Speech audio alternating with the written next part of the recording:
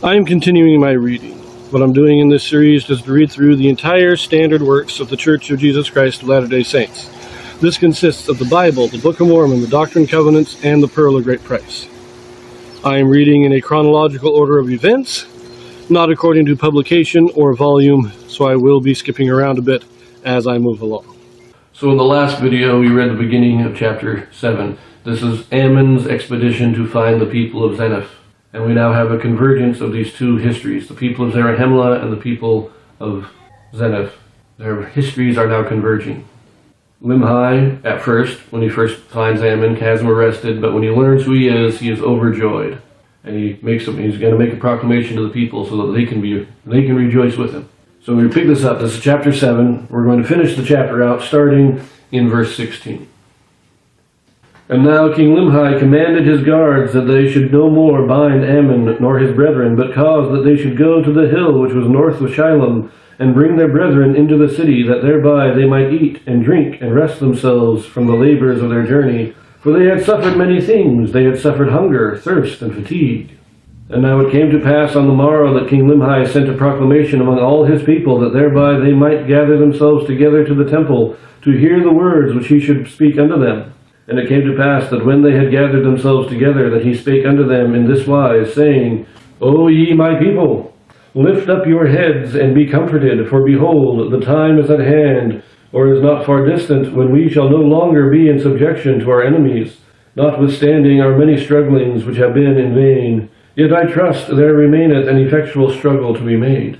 Therefore lift up your heads and rejoice, and put your trust in God, in that God who was the God of Abraham and Isaac and Jacob, and also that God who brought the children of Israel out of the land of Egypt, and caused that they should walk through the Red Sea on dry ground, and fed them with manna, that they might not perish in the wilderness, and many more things did he do for them.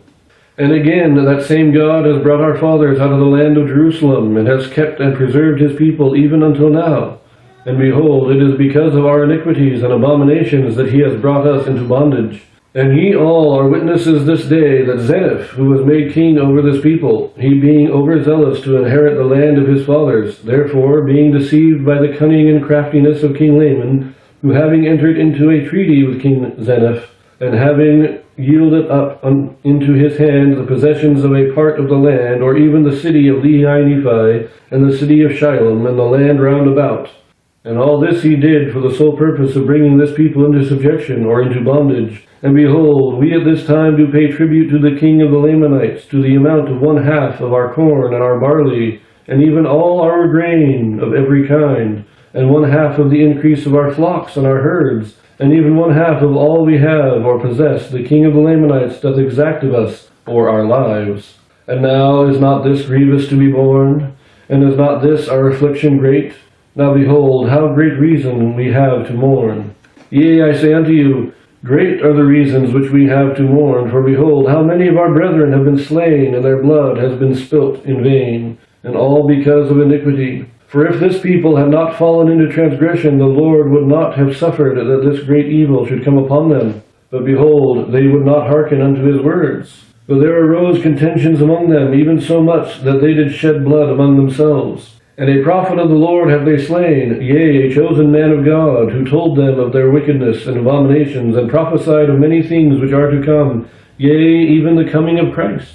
And because he said unto them that Christ was the God, the Father of all things, and said that he should take upon him the image of man, and it should be the image after which man was created in the beginning. Or in other words, he said that man was created after the image of God, and that God should come down among the children of men, and take upon him flesh and blood, and go forth upon the face of the earth.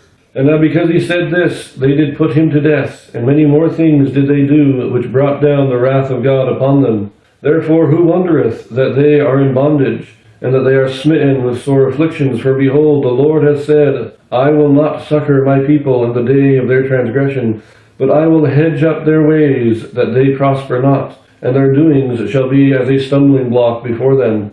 And again he saith, If my people shall sow filthiness, they shall reap the chaff thereof in the whirlwind, and the effect thereof is poison. And again he saith, If my people shall sow filthiness, they shall reap the east wind, which bringeth immediate destruction. And now, behold, the promise of the Lord is fulfilled, and ye are smitten and afflicted. But if you will turn to the Lord with full purpose of heart, and put your trust in him, and serve him with all diligence of mind, if you do this, he will, according to his own will and pleasure, deliver you out of bondage. This seems to be a fairly standard practice among Israelites. Limhi now sees a way out. And he says, in the beginning, I love what he says there, we've tried many ways to free ourselves, and we've failed in every one of it. It's all failed, but I now see a way out. And then he gathers all the people together and says, look, we brought this on ourselves. God even sent us this great prophet, and he taught us all these great things, and we killed him. Our bondage has been brought on ourselves. But God has now sent us the means of delivery if we will just trust in him.